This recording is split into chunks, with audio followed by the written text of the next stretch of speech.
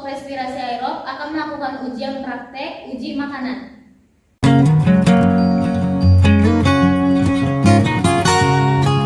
Alat dan bahan yang digunakan dalam ujian praktek uji makanan.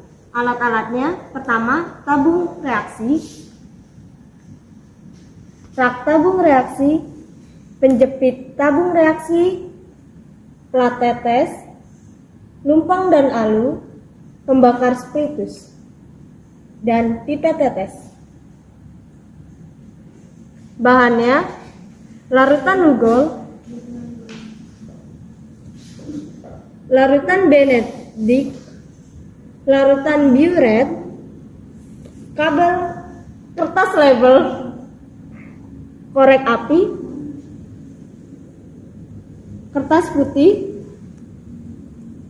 berbagai bahan makanan seperti nasi, telur, tempe, kentang, dan minyak goreng.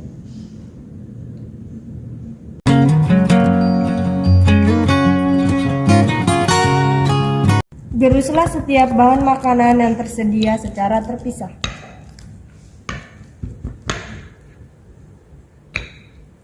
Letakkan pada wadah dan berikan label.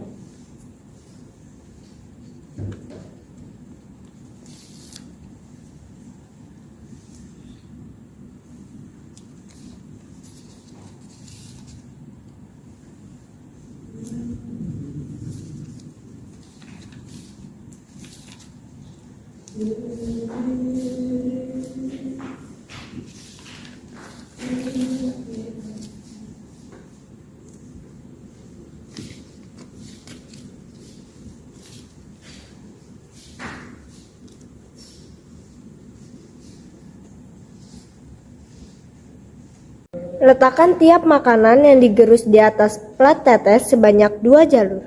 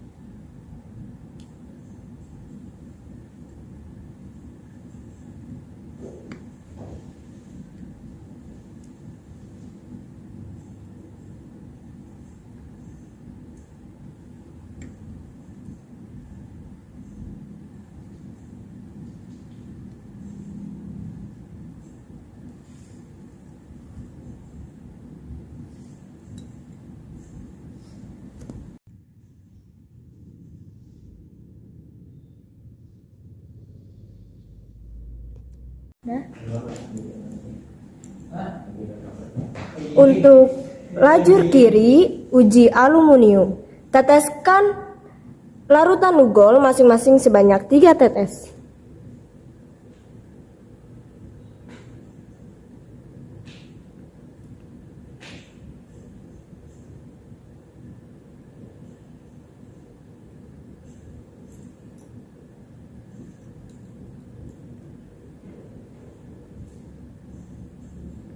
Dan untuk lajur kanan, untuk uji protein, teteskan larutan biuret masing-masing sebanyak 3 tetes.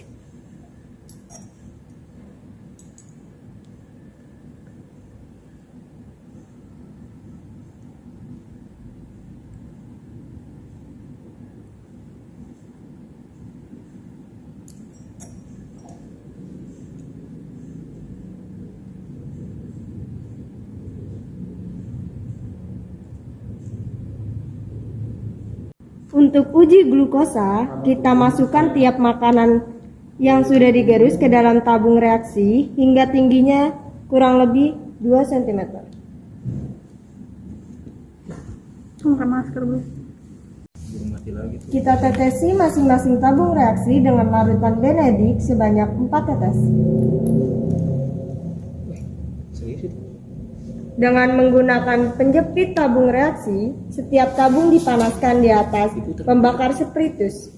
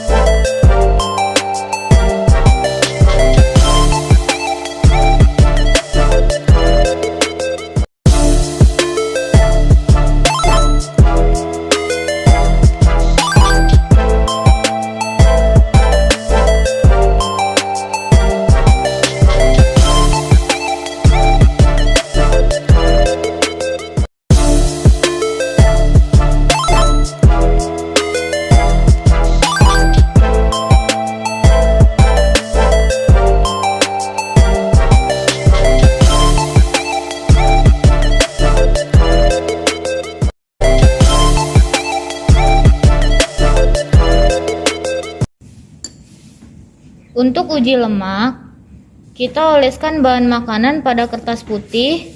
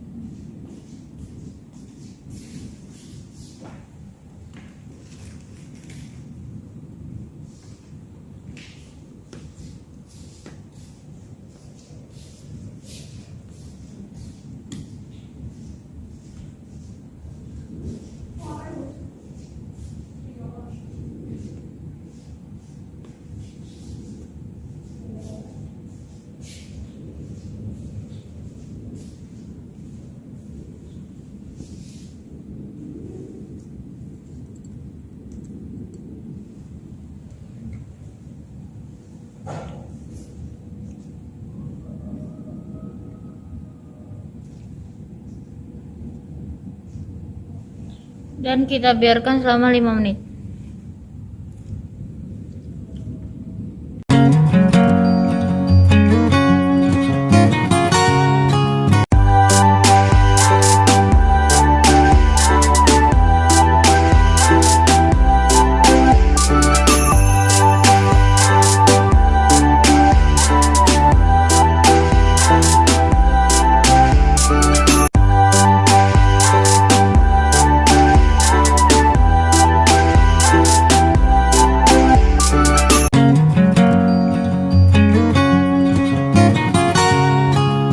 Pembahasan. Untuk melakukan praktikum uji makanan digunakan larutan biuret, lugol, dan benedik. Pada kentang, saat ditetesi lugol berubah warna menjadi hitam kebiruan. Sedangkan kentang saat ditetesi biuret akan berubah warna menjadi coklat kehitaman. Apabila kentang ditetesi benedik dan dipanaskan, maka kentang akan berubah warna menjadi ungu kehitaman. Dan saat kentang dioleskan di kertas, maka akan terlihat mengkilap, sehingga didapat hasil bahwa kentang mengandung amilum dan lemak. Pada uji makanan telur, saat ditetesi lugol, maka tidak akan ada perubahan. Apabila telur ditetesi biuret, maka akan berubah warna menjadi ungu. Apabila telur diteteskan benedik kemudian dipanaskan, maka akan berubah warna menjadi ungu. Sedangkan apabila telur dioleskan ke kertas, maka kertas tersebut akan mengkilap. didapat hasil bahwa telur mengandung protein dan lemak. Pada uji makanan nasi saat ditetesi Lugol, maka nasi akan berubah warna menjadi ungu. Apabila ditetesi diuret, maka nasi akan berubah warna menjadi kuning. Apabila ditetesi Benedict kemudian dipanaskan, maka nasi akan berubah warna menjadi merah bata, namun tidak terlalu pekat. Sedangkan apabila nasi dioleskan pada kertas, didapat hasil ternyata nasi tidak tembus pandang, sehingga didapat hasil bahwa nasi mengandung glukosa namun tidak mengandung lemak. Pada uji makanan tempe, apabila ditetesi Lugol, tempe tidak mengalami perubahan warna. Apabila ditetesi larutan diuret, maka tempe akan berubah warna menjadi ungu, namun tidak pekat. Apabila ditetesi larutan Benedict dan dipanaskan, maka tempe akan berubah warna menjadi warna hijau dengan sedikit campuran warna abu. Sedangkan apabila tempe dioleskan pada kertas, maka didapat hasil. Ternyata tempe tidak tembus pandang maupun mengkilat, sehingga didapat hasil bahwa tempe mengandung protein namun tidak mengandung lemak. Pada uji minyak, minyak yang ditetesi Lugol tidak berubah warna secara homogen, namun terdapat endapan larutan Lugol kuning di dalam minyak tersebut. Begitupun saat minyak ditetesi diuret, tidak terjadi perubahan warna pada minyak secara homogen, namun terdapat endapan larutan diuret berwarna biru di dalam minyak tersebut. Pada uji glukosa dengan tetesan Benedict yang dipanaskan, minyak mengalami perubahan yang cukup lama. Pada menit awal tidak terjadi perubahan, kemudian lama-kelamaan minyak mendidih sekaligus tercampur dengan larutan.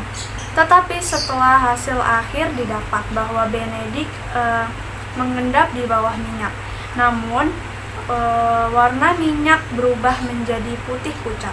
Apabila minyak dioleskan pada kertas, terlihat kertas menjadi tembus pandang dan sangat mengkilat, sehingga didapat hasil bahwa minyak hanya mengandung lemak.